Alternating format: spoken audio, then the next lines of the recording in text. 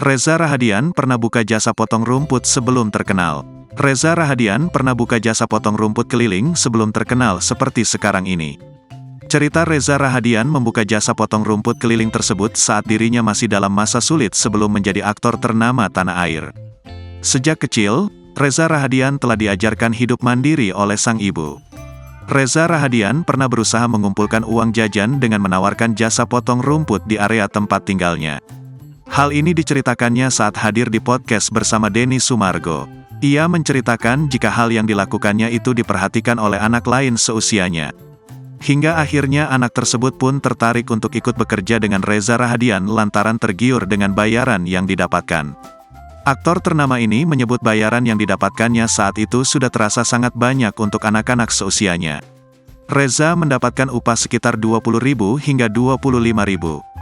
Temannya pun ikut-ikutan ingin membantu memotong rumput, namun Reza tak terima. Ia pun mendorong anak tersebut hingga terjadi perkelahian.